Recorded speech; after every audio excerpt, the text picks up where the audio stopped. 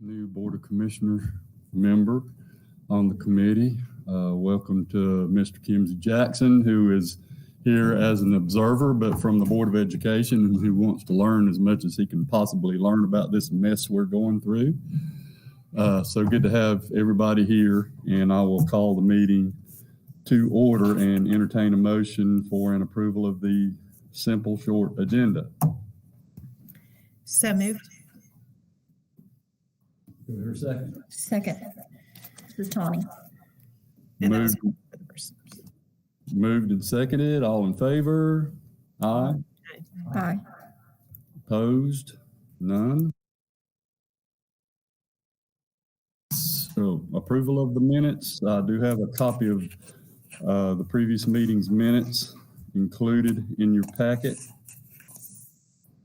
If you want to take a moment to look over those, if you hadn't had a chance to do so prior to the meeting, and then once you have done so, I will entertain a motion to approve those.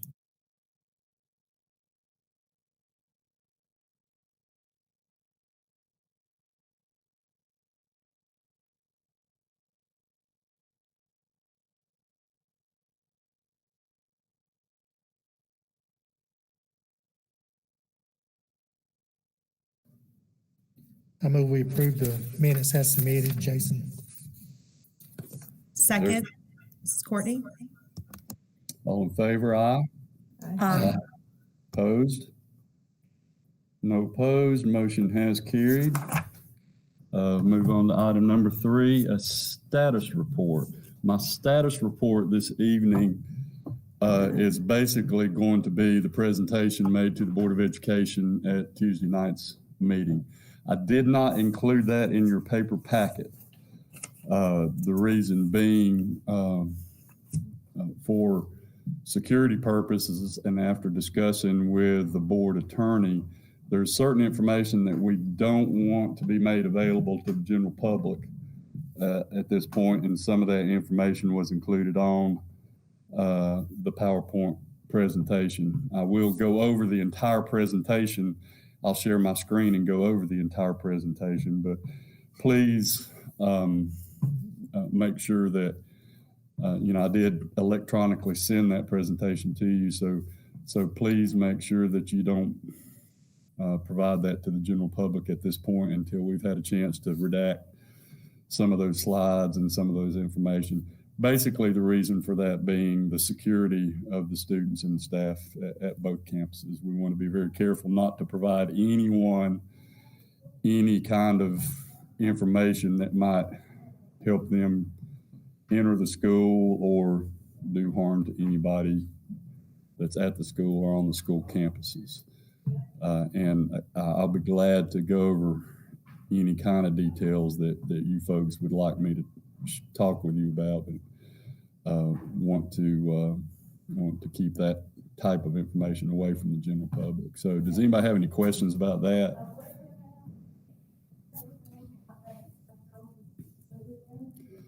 Okay, let me see if I can share my screen now.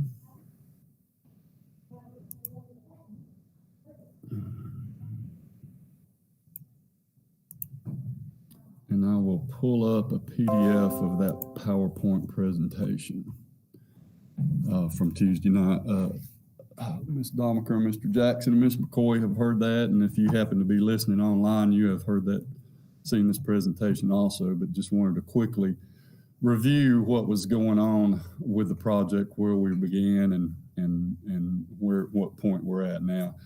When we started this whole process, even back before the bonds were passed, back in 2015, when we did our master facilities study, we had basically 4 goals in mind: safety being the top priority, relationships, instructional relationships for both students and staff, options to provide a different 21st century learning environments, and some enhanced educational spaces and some support spaces that will not only inspire creativity, but just make folks proud of where they go to school and proud of the schools in their communities.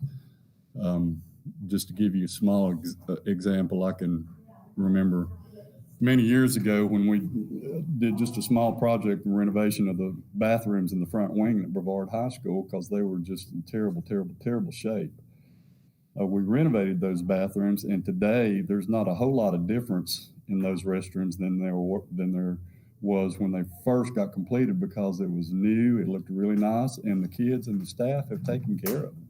And that'll be the same situation with both these campuses overall. I think once we provide that finished product, I think folks will be proud of it, and we'll take care of it for many, many, many years to come. The process that we've been through, of course, started with the advanced planning back in 2015 with the master facilities study. And then once we decided we needed to move on this, we did some advanced planning. And once the bonds were passed, we started really hitting our building program, or the bond issue, I should say. We really started hitting our building programming, which is gathering input from staff administration, from school system administration, from staff, from a variety of different folks on what they felt like they needed at their campuses for the next 20 years or so. Once we got that information gathered, we tried to fold all that information into a schematic design, and that schematic design was basically started out with general concepts, general type areas, and since then has been drilled down into design development, which gave us a much greater detail of what we were looking for. At that point, we really started looking at cost and what we felt like we could afford in this project. And we're right at the end of design development now. We've done quite a bit of value engineering. We've done quite a few changes.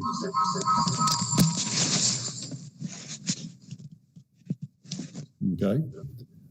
We've made quite a few changes to the original schematic design, but I think that what we promised folks when this process started, we're still able to deliver.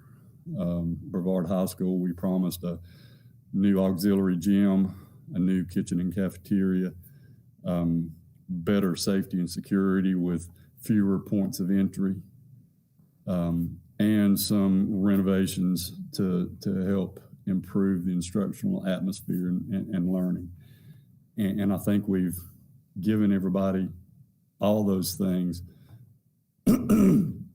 plus a little extra here and there, like a whole new CTE wing. So I feel real good about that project at this point. Rosman High School, we promised some similar things. Number one being safety for the students and the staff there, and fewer points of entry, better coverage of the campus as a whole. We've done that. We promised new high school classroom space. We've done that in addition to CTE and shop space for the high schools. We promised to get rid of that 1940s middle school building. We have done that with some renovations to the current high school CTE space and some minor renovations to the current high school core classroom space. We also promised them to make it safer to get kids to school and get kids out of school. And I feel like our plan is going to be doing that also. Both campuses presented challenges from the very start because it was an occupied site, and because the nature of the construction was so spread out over both campuses. It took a lot of coordination between the school system, the architects, and the construction manager to try to get this thing in under budget and hopefully on time. And Vinoy Construction and Clark Nixon have worked diligently to do both those. Safety being, again, the main concern during construction, and also providing a great finished product. So we're almost to the end of the construction documents phase. We should be about 95% finished at the end of March, at which time we are probably, we will issue a GMP1 shortly thereafter, which is for materials for the pre-work that'll be starting sometime in the summer. The reason for this being, as Chad told the Board of Education, over Christmas, things just kind of just went. Can I just interrupt for just a half a second? Audrey Renault has lost her bracelet, and I've looked for it, but I can't find it. So if anybody, it's a gold bracelet. If anybody finds it in the parking lot or on the way out, just put it at the front desk or something and you get it. Thank you. Thank you. So a GMP1 would be for materials for the pre-work in the summer whose lead times have just really lengthened over the past month or two. And it's just random odd things too that, there's really not much rhyme and reason to, but that's just what we are seeing in the rest of the construction market right now. And we are worried that if we wait until we get the final GMP in the next couple of months, that it's going to delay some of the things that we can do with unoccupied spaces. What we're trying to do is get some things ready while the campuses are unoccupied to be prepared to get the kids moved when they get back in for the fall semester in August. So probably be issuing a GMP1 sometime in April. We'll take bids for a GMP2 through the 1st of July or so. And then we will hopefully get those bids approved by both the Board of Education and the Board of County Commissioners by the end of July, 1st of August, to keep going with the project at that point.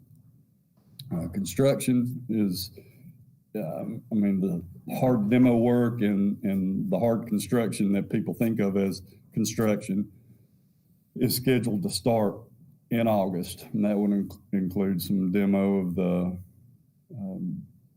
what we're calling the old gym at Brevard High School and the middle school at Rosman. Again, that pre-work, we're doing that in order to be able to do that demo work in the fall. There's a lot of interconnected electrical work and mechanical work that basically has to be disconnected and reworked for the spaces we are going to be using before we can knock those buildings down, and that's what we're going to be doing in the summer. Construction is going to be hard. You can't sugarcoat it. It's going to be difficult. There are going to be some challenges, and we'll meet them as best we can meet them with as little disruption as possible. But I know that the finished product will be worth it. And then, of course, we've got the project completion slated for December of 2024 with some demo work at Brevard High School in January of 2025 to finally finish that part of it out. But folks will be in their new spaces by December 2024. That's our projected finish date on that. So any questions about the process or the timeline at this point?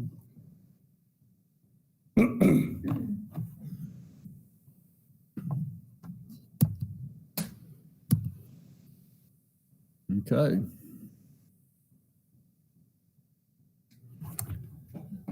I'm going to skip through the first part of Chad's presentation was more about the process and where we got to where we are. I'm going to skip through to this next slide right here, which is a rendering of what the front of Brevard High School will look like when we are finished with the project. And actually, that's quite a bit it's pretty close to what it will look like when we're finished with phase one of the project, because phase one will include demo of the current admin building, demo of the auxiliary gym, and then going back with new admin, new media center, new kitchen and cafeteria, new auxiliary gym, and new gym support space underneath that. So all that's going to be happening in phase one. At the end of that, kitchen cafeteria will move into their new space, media center will move into their new space, admin will move into their new space, and athletics and ROTC will move into their new space. So a great deal of the project is going to be done at Brevard High School at the end of phase one. But that's what it's going to look like, and then that's basically going to provide a single point of entry for us with SRO up front to be able to monitor where folks come in and out. And we've got several design elements built into the project to increase the safety and security of the folks on campus. Door access control, the manner in which doors open or don't open. We have quite a few doors that will open from the inside, but will not have hardware on the outside for people to get in to. It will also enclose the campus all the way around. The only building that will not be a part of the main building will be the field house. Of course, I know it's in the presentation somewhere because I saw it the other night, but end of phase one, what is the date of end of phase one in Brevard? Date of end of phase one. Let me pull up real quick, Jason. Days and numbers have started running together on me, so let me refresh my memory from. Was it on the slides? It's on the slides. Yeah, it is on the slides. Yeah, that's right. Yeah, there you go. Back. Phase one. Phase one, right there. Completion summer of 2023. And the pre-work part is August through beginning of November. Yes. So Yeah. that was it. Well, we will start the pre-work in the summer. Yes. But yeah, it'll be our goal is November 1st, which is probably going to be the first basketball game to get back in the new gym and have that pre-work done. And I know it's been an ongoing discussions, but you figured out parking and We have concern all along. So yeah, we have an initial plan for parking. We need to vet it again. We've done this a couple of times with the administration at Brevard High School, but we need to vet it again now that we've kind of finalized the phases and what's going to be included in the phases. So we'll sit down here in the next month or so and talk that over and make sure that's acceptable there at Brevard High.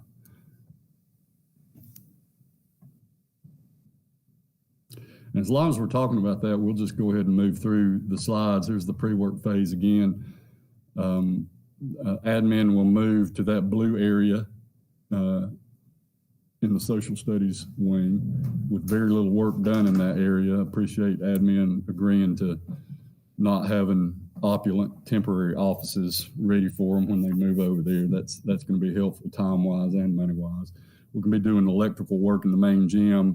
As I mentioned, there's a lot of things that are interconnected, the auxiliary gym and the main gym being one of them. So we pretty much got to cut loose the auxiliary gym and re-establish power to the new gym before we can put that gym back online and before we can demo the old gym. And then, of course, once we do that, we will demo the auxiliary gym. And that'll be towards the end of the pre-work, beginning of the phase one work, somewhere in there. And then we go back with the new construction in that light blue area there. And that will be 2-story space to include field house, coaches' offices, new basketball, volleyball, locker rooms and offices, new mechanical area, new admin, new media center, new kitchen cafeteria, and so forth. When was the last rehab of the auxiliary gym? The last As it- rehab as of it the is- auxiliary As it is gym. right now. We did a little bit of work just kind of piecemeal work to the locker rooms that were closest to the football field there when Brevard College started using our campus for football games. Other than refinishing the floors and changing out some mechanical equipment, we really haven't done anything to the auxiliary gym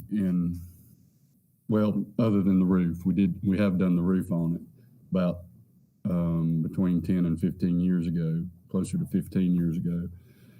But other than that, we really have not done any work there except for repair work. That's all that's really gone on there since really 1956. Of course, you've never been in the men's restroom there in the lobby closest to the old gym, but you'll see that we hadn't done any work in there if you went in there. Really hadn't done other than life safety, intercoms, phones, those type things. Really haven't done any work to the admin area since it was originally built, other than roofs and the art gallery in the lobby area. That's really the only work we've done there too.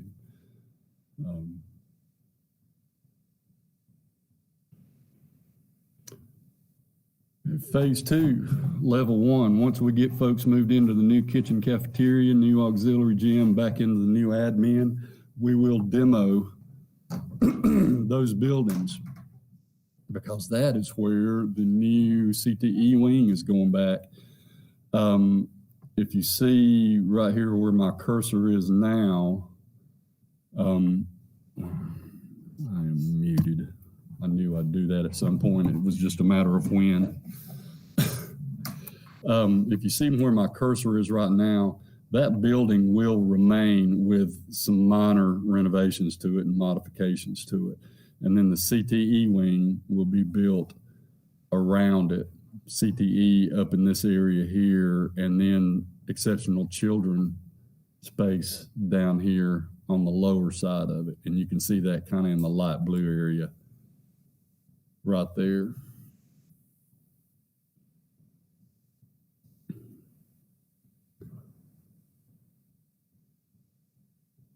Whoops. So once that's completed and built, we'll finish off with the some renovations in these two wings, and roughly January of 2025, the demolition of the CTE building back here, and that will finish that project out.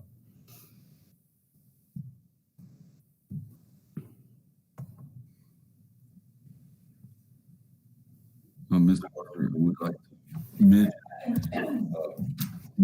as a result of the possible changes that were mentioned during the school board meeting on Monday, I did communicate with my staff just in an effort to be as transparent as possible, and I provided a spreadsheet with some of the questions. So I think a lot of those can just be answered via email, but I did want to mention that the Fine Arts Department wants to meet just to discuss like the storage, the tech storage, and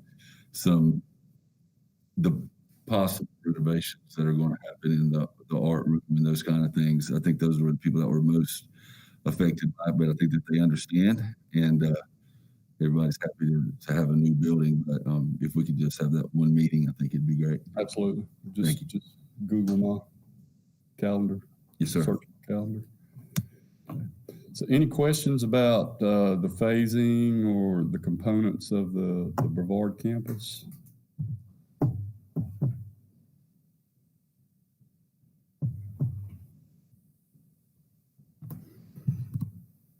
Okay, let's move to Rosman High and Middle School. I made the comment at the board meeting Tuesday night that I was still confused about how they were going to work this at Rosman Middle and High, and I still am. But I think Mr. Ormsby and Mr. Strickler are working on a plan to get me up to speed on it. So hopefully that's the case. But they've sworn to me they got it handled. They got it covered. So I don't know, Dr. Medeiros, that gives you any comfort at all whatsoever when Jason Ormsby says he's got it covered. But, A lot of times, very elaborate, and I think they've got a good plan that will work. we might have folks teaching on the football field, but we'll have a scoreboard, right?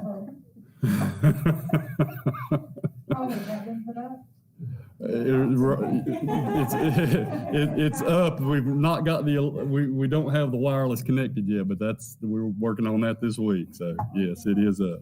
It is Sorry, I was muted. So I don't have to ask that question now. So Rosman, this is a rendering of what the front of Rosman will look like if you If you see where my cursor is now, that is roughly where the current middle school building is.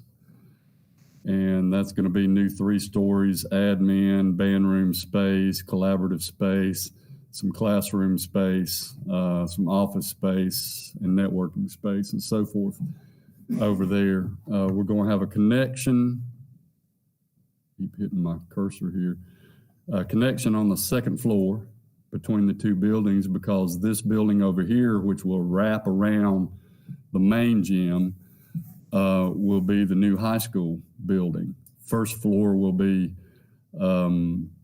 athletic support, gym support areas, and classrooms, CTE rooms wrapped around the back. 2nd and 3rd floor will be core classrooms and some CTE spaces wrapped around the back also. So pretty excited about that. The visitor locker rooms will go on the far end that you can't see on the slide right now. The gym right now, where that far end lobby is, that will be visitor locker rooms, be turned into visitor locker rooms. But one of the most important aspects of this plan is this area right in here is where both the middle school and high school administration areas are going to be. This area right here will be the Rosman campus's single point of entry for both schools. Bus riders will empty on one side in the morning. Car riders will empty on the other side in the morning. SROs, school admin, and folks will be down here in the lobby area. People will not be able to get into any part of these buildings without first going through office area, reception area. So that way we can screen folks before they come through. Rosman is similar to Brevard right now in that respect, just not to the same degree. Don't have quite as many doors as Brevard has to be able to get into. But this will serve to cut down on that opportunity to get into the campus without folks knowing that you're there. So that was an important safety factor. Same type design elements included in the plans here, with door access, camera systems, of the door entry mechanisms, and things like that. So again, quite a bit of emphasis on safety for the folks that are on campus. Phase 1 at Rosman is going to be just some pre-work phase, which will be some temporary egress. Rosman is a little bit more complicated than Brevard, even though Brevard is complicated, just because of the nature of the site and where folks will be working and where kids have to get to. Parking will be much more complicated up there too than it is now. Working on a plan there to make sure we've got that covered. But the summer work at Rosman is basically going to be working on temporary egresses, stairs for all 3 floors to get students where they need to get without going through construction. They'll be erecting construction fencing, but doing a little bit of preliminary electrical work. The same situation as at Brevard High School, where there's so many things interconnected. For instance, the new gym, the power and the mechanical to the new gym is exactly where the new high school is going to be going. So that new gym is going to be offline starting at the beginning of the school year for pretty much phase 1. So, Rosman. can I ask a question? Mhm. I assume since this is 3 floors, Yes, ma'am. that you do have an elevator. Yes, ma'am. We've got the current, we've got the current elevator that's that was done with the 2000 edition, and that's on the left-hand side of the building, and then we will have an elevator on the right-hand side of the building also for the high school area. So we'll have 2 elevators actually on campus. To access all 3 floors. Yes, yes.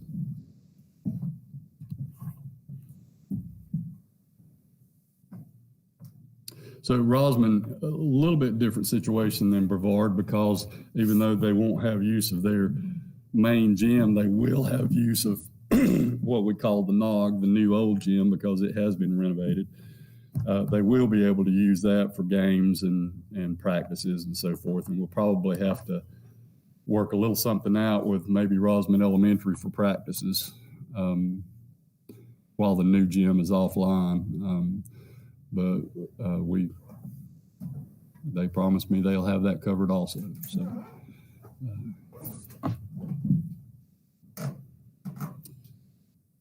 Phase 1, after we do the little bit of summer pre-work, we'll start roughly at the same time to demo these areas in the, I guess you'd call that salmon, at Rosman, which is basically the middle school and the middle school commons area and gym support area for the new gym.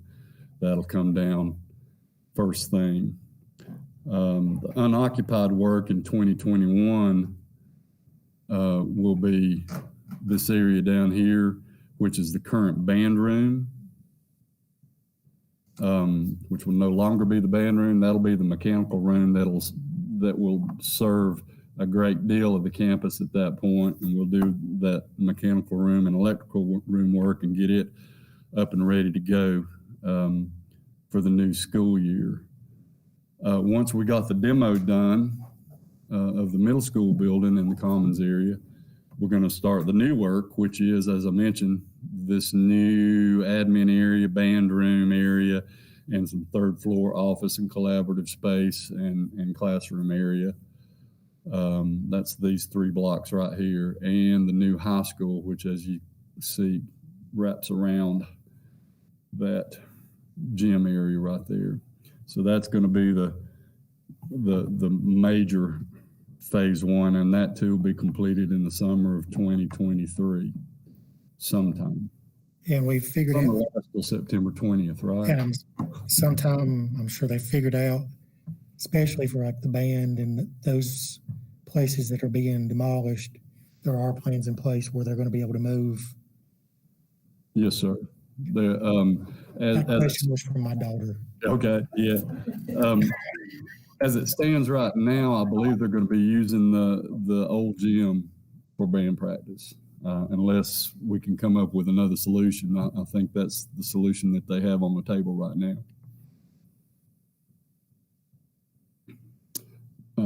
Julie Queen is working on laying the plan out so we can sit down and go through every single move and every single step. Morris, I have a question I hadn't thought to ask.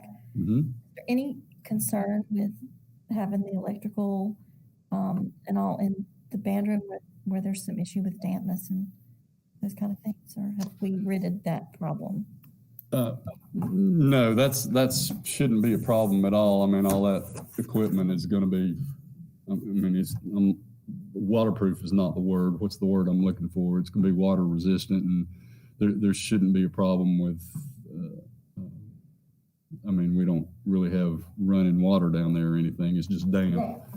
Yeah. So no, there's going to be conditioned space down there. So they'll have fans or something in the mechanical system that'll pull that out of that room down there if necessary. And obviously the floor's not going to be carpeted, so that'll help too.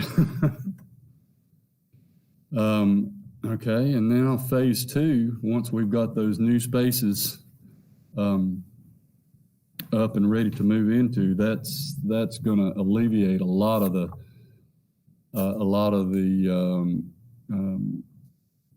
inconveniences and the scheduling problems and so forth for both schools, middle school and high school, and we can start the renovation phase of the work, which is going to consist of the current high school CTE wing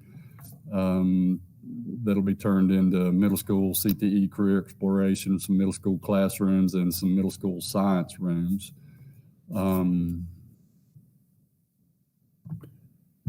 Renovation of phase 2 is going to include the main, so to speak, hallway for the what will be the middle school, and that'll be some mechanical renovations, some paint, some flooring, things like that in those areas, and then a little bit of rework in those small resource rooms. Also, then there's also some little bit of renovation in the first floor of that 2098 edition, which is the current middle school career exploration area. Those rooms back there towards the back for high school admin. Phase 2 unoccupied, which hopefully will be in the summer, is going to be most of the work's going to be done in the cafeteria area, where we open that wall up in the hallway and kind of create some open collaborative space, some more inviting space. We'll do new finishes and so forth that the kids will want to come and congregate at lunchtime or at collaboration time and work and so forth. One of the things that we have changed from the schematic design is the current high school administrative area. We planned on opening that up to that entire area too, and making the changes to the firewall was so expensive.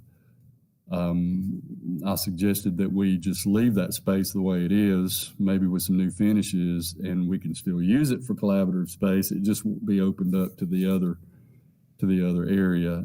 That saved quite a bit of money, and that's what we're going to end up doing there. There could be some work in the auditorium on the seating if we can afford alternate one. If not, we will repair what's there. Those seats have been replaced in the last 15 years. They're not original to the building like Brevard's is. So I think with some repair work, we'll be fine there. Try to afford some new ones if we can, though.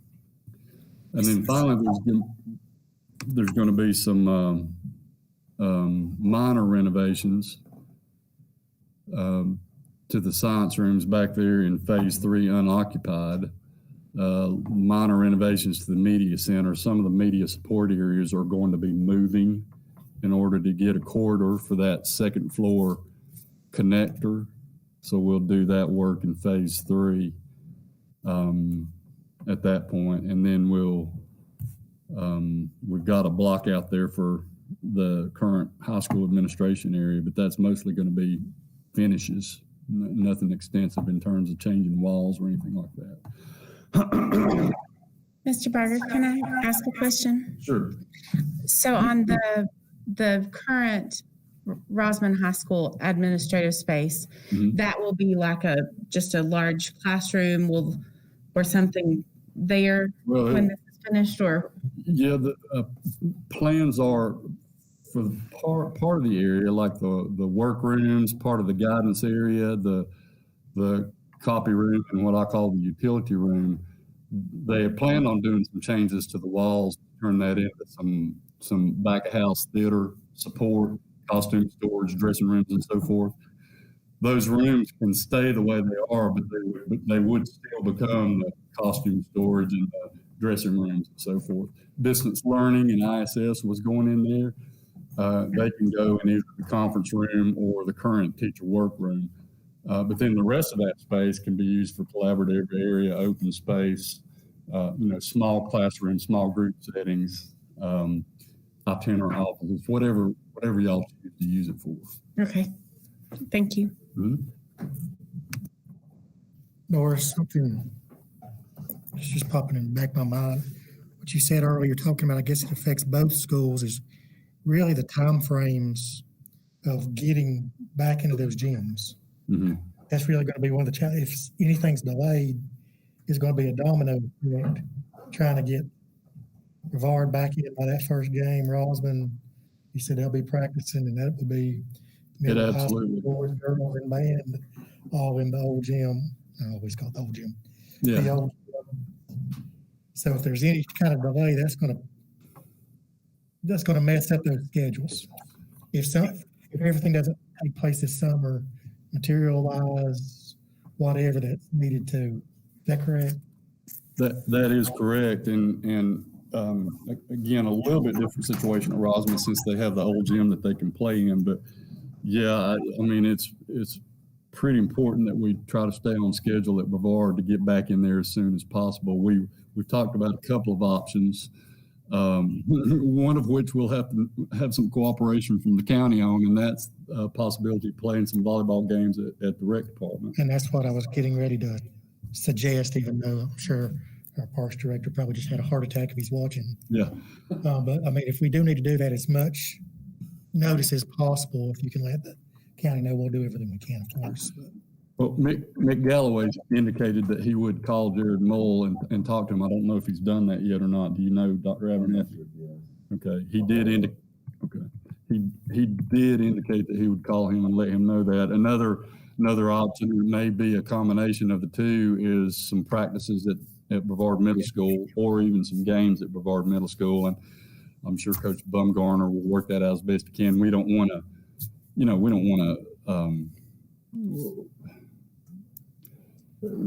push aside the middle school athletic programs, but if we can work some practices in and maybe work some games in there too, that would help us out a lot. We're going to have to plan for the worst and expect the best, maybe is the way to put it.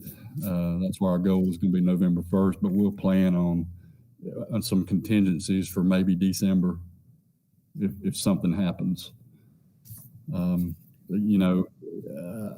I'm optimistic, but I was optimistic back at Thanksgiving too, and things just have changed so quickly that they may change some more between now and then. Can I ask one more thing? I'm sorry. So in the current high school administrative section, there are a couple of restrooms there. Those will stay in that area for like the theater, for backstage and everything. Okay. Yeah, they'll stay there permanently. Thank you. Mm-hmm.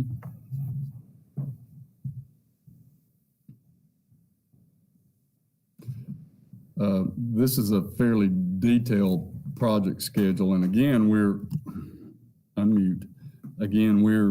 still massaging the details of the schedule. So I'm not going to spend a whole lot of time on this one unless y'all have any questions about it.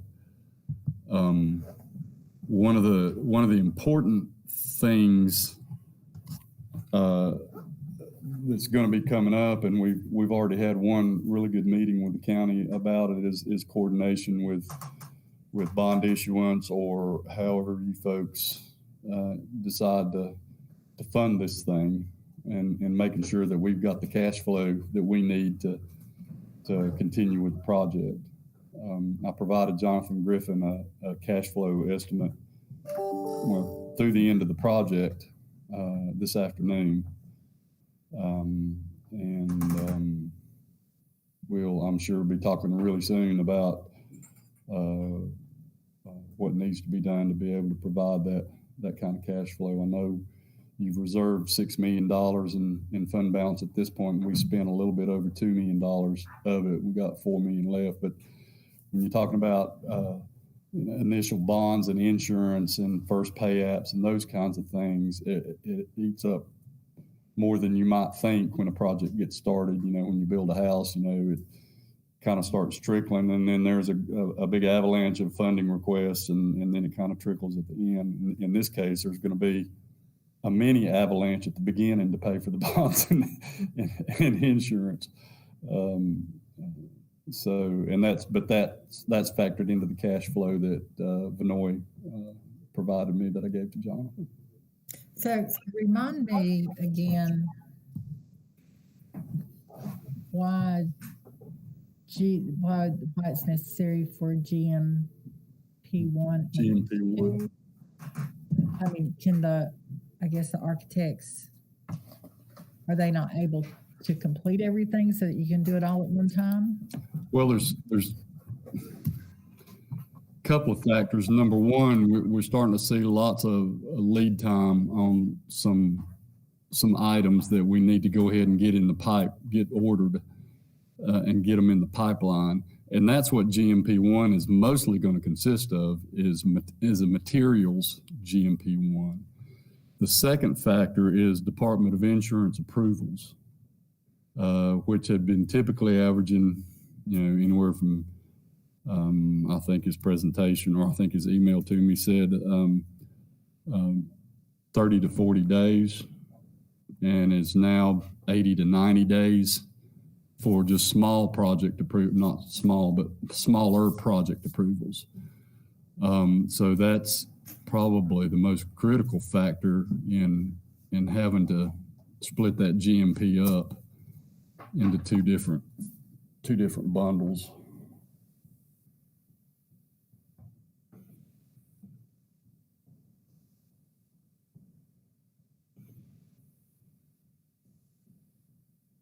And as we move along and they get further along in the construction documents, Vinoy continues to work on their construction estimates, working with their subs and so forth to get pricing. So we have a decent idea of what this is going to come in right now. We don't know exactly. And of course, the market changes like it has over the last couple months. But we have a decent idea of what this is going to come in at, so there won't be, hopefully, any surprises when we actually put them out for hard bids in April.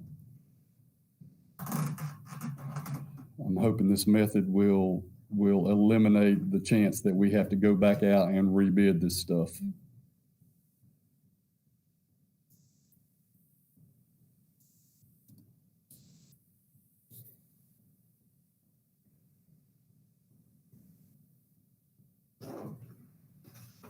And as I told the Board of Education Tuesday night too, we've been for quite a while now, in terms of our budgets and our estimating and so forth, we've been dealing with this as one large project. So that those preliminary budget estimates that we provided 2 years ago, I mean, I can tell you now that those numbers aren't going to be exact. They're going to be different from what was provided. I don't know exactly how that's going to be, but they're going to be different. We're going to spend a different amount of money at Rosman than we had projected, and a different amount of money at Brevard than we had projected. That's just the nature of a $68 million project. But and I think the budget that we provided the commissioners back when this first began was two numbers: a Rosman budget and a Brevard budget. So at some point we will probably have to come back to you folks, and probably after the finalized GMP, and say, this is how the numbers hashed out. Again, our approach has been from the start to provide what we told the public that we would provide at each campus, and that's what we've been trying to do. And it might cost a little more at one campus than we thought, or a little less at another campus than we thought, but we're focused on trying to provide what we told the public we were going to do. We're not going to cut something out just because we're, $100,000 over at Brevard. If we said we were going to provide better security, then we're going to provide better security, and we'll figure out how to do that. So, but again, as I said, the total amount not going to be $68 million in a penny. It's going to be $68 million.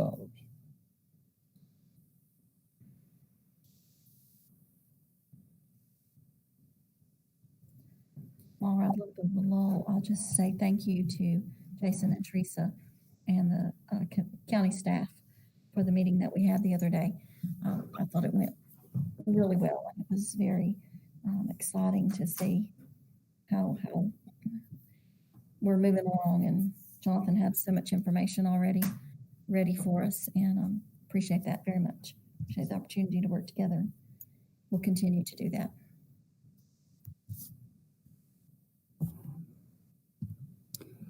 Any questions about what we're going to be doing, the phasing, the timing, anything like that? I'm going to stop sharing my screen now. I would like to ask one question about that because I'll be honest, I don't have a full understanding of bond issuance procedures, but yeah, I don't know what's going on here. Sorry, Kevin Smith.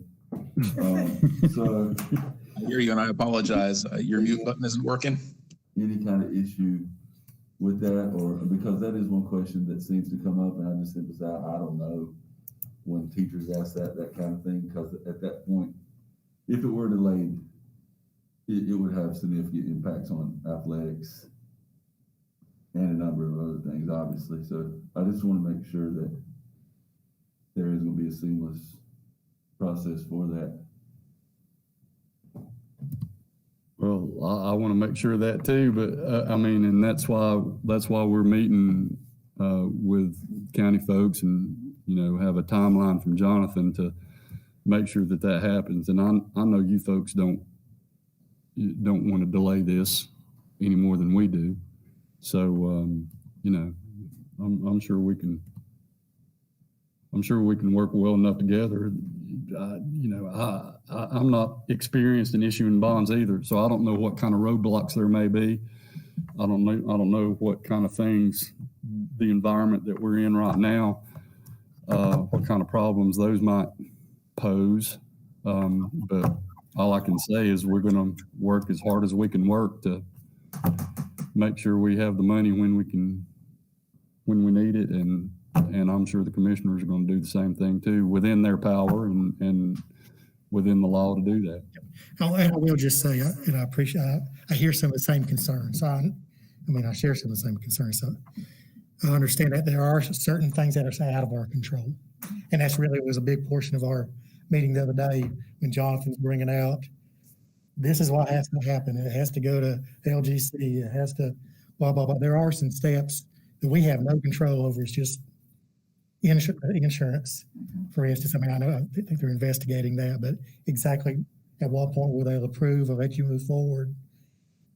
And they're behind, as you were mentioning, time frames. As Jonathan was saying, they only allow counties to sell those bonds on a certain once a month. You can't be competing with another county, so everything has to line up just right. And some things are out of our control, but staff is dedicated to working to make sure it's as seamless as possible. So. Well, I'll take that back to my staff and just say, I did bring that question up. It's not an easy question to bring up, but everybody is on the same page and doing all they can to provide those bonds in a timely manner for the benefit of our kids. So I appreciate that. And I would add that so we had a meeting with architects and discussed what we had to have, and that's where they told us about the Department of Insurance having a delay. And so they gave us a very preliminary timeline of what they thought needed to happen. And then we had the meeting with the commissioners and the staff, and it was very similar. Those timelines and those information that they provided was very, very similar. So that's encouraging to see that it's coming from two different perspectives into the same place with the same information. And so that's, like I say, encouraging that we will be able to meet those deadlines that we need to, that we can, that are in our control. That's very positive. I appreciate it.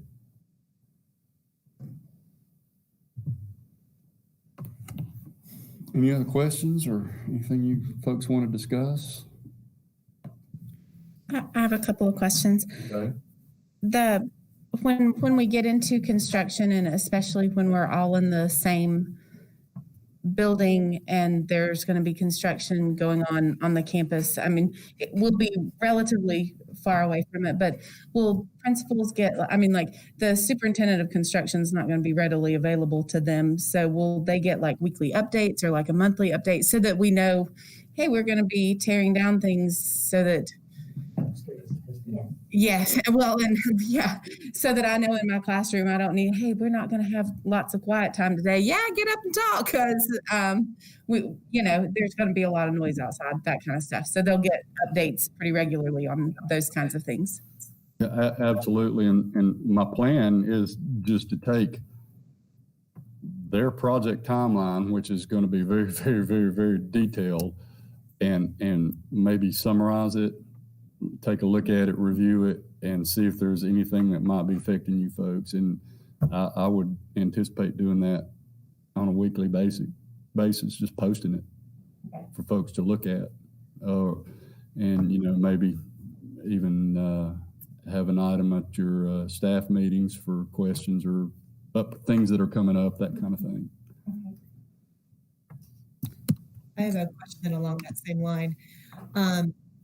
Will Vinoy be holding the construction meetings for each site separately, or will those, because I know they have two separate superintendents, so will those superintendents be holding the different construction meetings? Have they talked about that yet?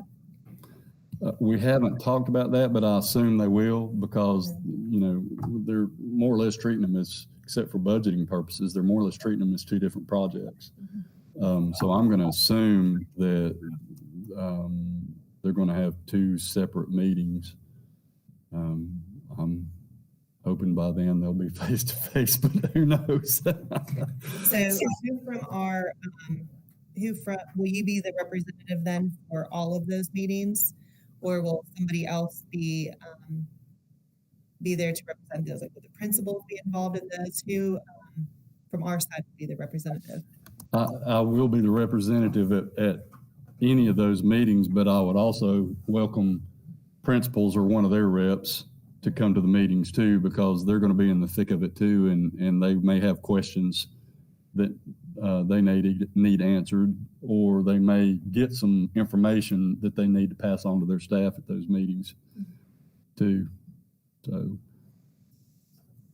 yeah, I don't want to be the only one there because I need somebody to get my back.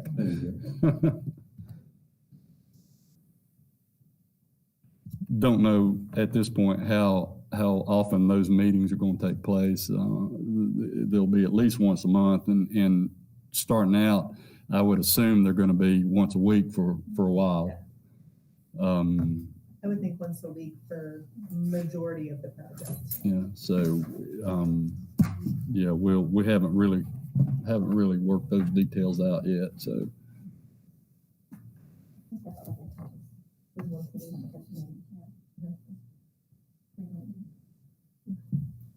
And I'll say, I appreciate that question because, not only is it a little concerning about hard hat areas, potential falling objects, that kind of thing, which I know the risk is low, but more for me is the maintaining the security of the campus during construction, and I would like to have those conversations with them to make sure that they have that in mind.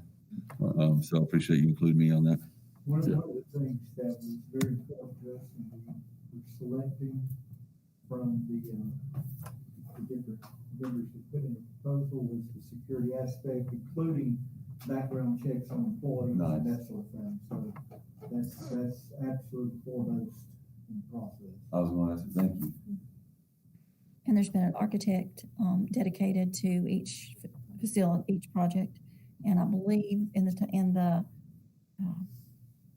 losing the word, but there's going to be a manager, a project manager, or whatever the terminology is at each site. And I think when we were doing the interviewing and talking at that point, it was going to be weekly meetings. Now they may change that as we go through the process, but I know we talked about that. Right. And they actually, at this point, have an assistant project manager scheduled in their general conditions at each site, plus job site superintendents and assistant job site superintendents at each site. So they've actually got a couple of layers because again, these are huge projects that one person on the construction side is not going to be able to manage. So. And we also talked about at those beginning stages when we were doing interview and everything that these professionals have done schools before, so they know how to work around the school as best they can and minimizing the effects on the classroom. So that's another reason why we went with these particular people, so that they would be able to do that.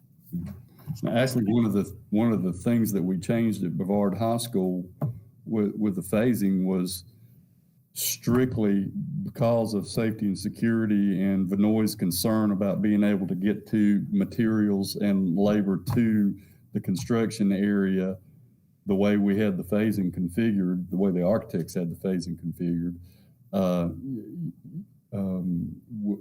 without being in the middle of student traffic, staff traffic, and so forth. So we changed aspects of one of the phases to keep that from happening. So that's been in the forefront of their mind from the very beginning. How do we keep the kids safe? How do we keep the staff safe? How do we keep construction and learning separate during this process when you've got a piece of work here, a piece of work there, instruction here, instruction there? Like I said, it's been pretty complicated.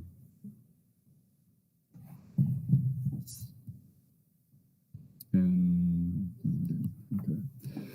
So as dates are finalized and you have more of a final timeline versus the projected timeline, something that's important to me as a member of the public that we briefly talked about when we did our Zoom meeting is public engagement and your plans for public engagement outside of the school community, so that our public, the citizens in Transylvania County, are more aware of what the plans are and what to expect with the money that they voted to dedicate to the schools.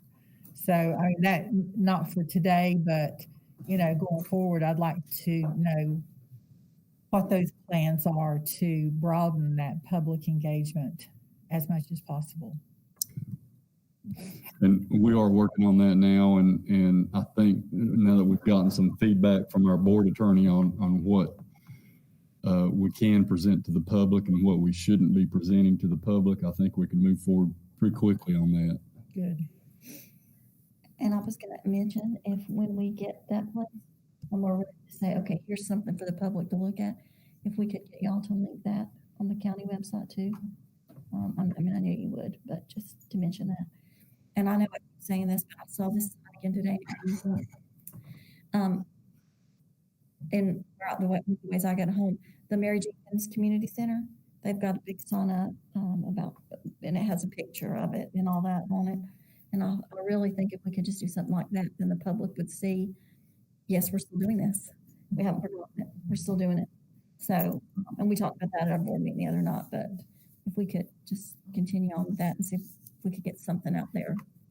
Absolutely. Was Clark Dixon helping with that to get those signs up? Did Chad say that in the meeting the other night? Well, he said he could help if we needed his help, but my plan was just to use the two graphics that they included in their presentation on the boards and just put them up. So, As long as they're still similar to what it's going to look like, as long as we're still sure it's similar to what it's going to look like. Exactly.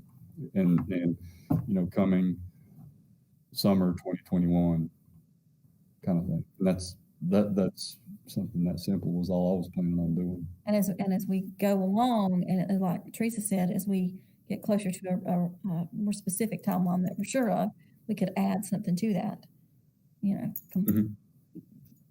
some other things too. It's important to actually have like public hearings in some form or fashion, whether it be in community centers and limit the number of people, invite the public in to ask questions, the parents in to ask questions. I don't know what that looks like, but I think that just relying on signage is not going to satisfy public engagement in the manner that I'm thinking. I think the public as a whole needs to have an opportunity to ask questions, that you may not actually see on a board that shows a final drawing. And that's something we can, Sure, and I think we've talked about that among board members and staff too. It's just your limitations right now, because what we really wanted to do, we really wanted an open house to have this and present it and all, but we can't, and we can't even open the school up right now to say we come in at 10 at a time, because we just can't do that right now. So hopefully, in the next short time, maybe some limitations will allow us to have something. Jason's not very agreeing with me there, but if we could do something. Yeah, but yes, we are aware of that. We're all trying to think of a way that we could do that, because we share the same feeling that we need to give that a little more. And Jason's just is not as optimistic as you. I agree totally. That's what we need to do. Well, I know there's limitations on how many people you can have in one space. But as warmer weather comes upon us, then that opens up more possibilities. And rather than Ms. McCall, it's hard to hear you. Could you unmute your microphone, please? have one public hearing, you might have multiple public hearings, so that if you can only have 20 people in the room, maybe you have 3 public hearings. I think some of the limitations.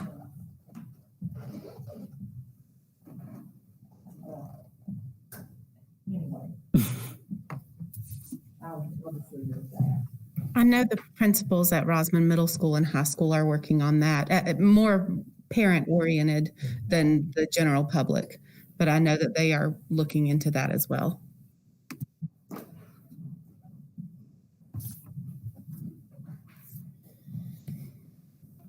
well, maybe I can have that as an agenda item at our next meeting, some proposed marketing tools and proposed opportunities for public comment, input, questions, and so forth. And we can discuss that at our next school bond construction meeting and see what y'all think about that. And hopefully by then, I'll have a couple signs up, if nothing else anyway.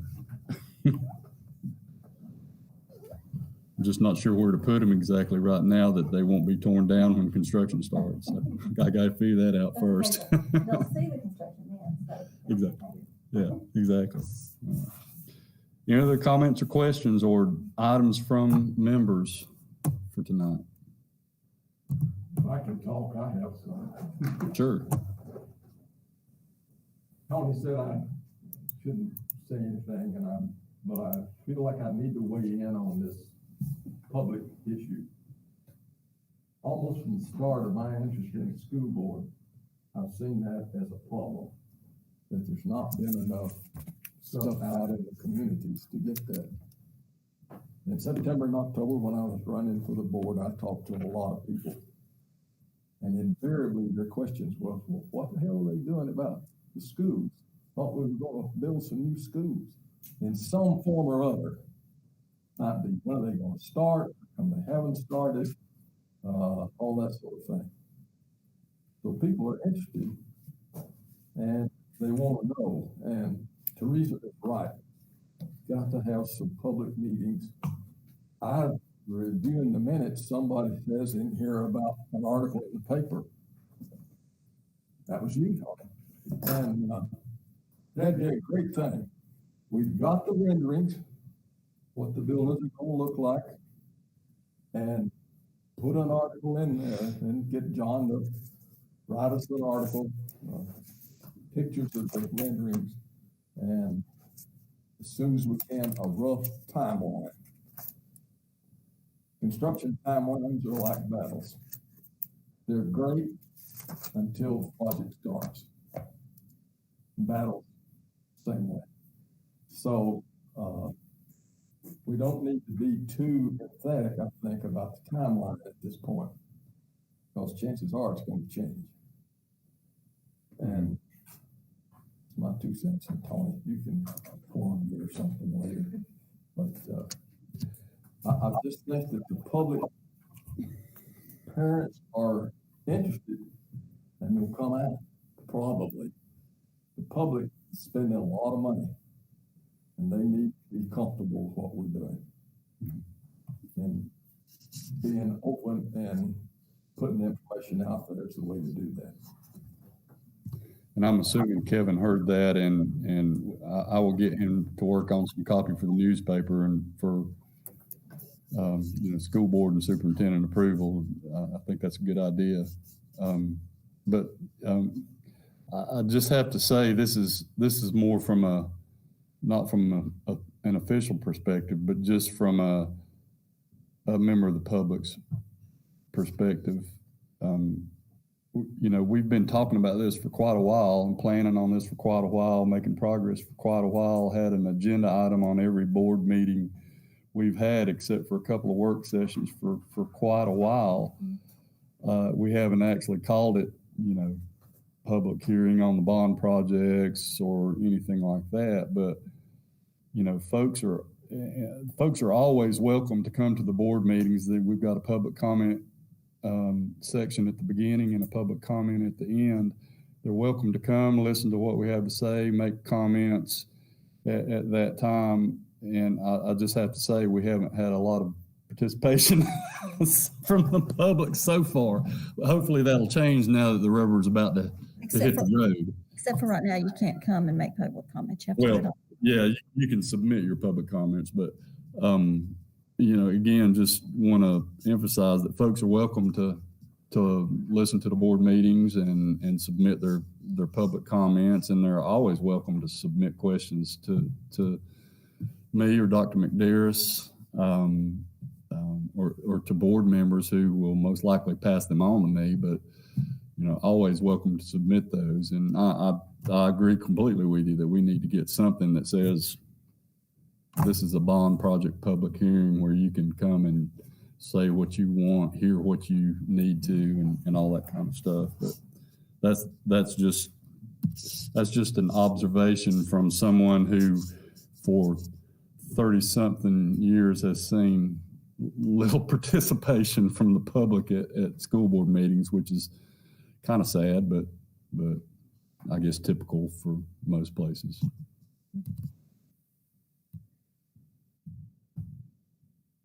We'll get to work on all those suggestions, all of them being good, and have something either already prepared or in the pipeline, or for you folks to take a look at our next meeting.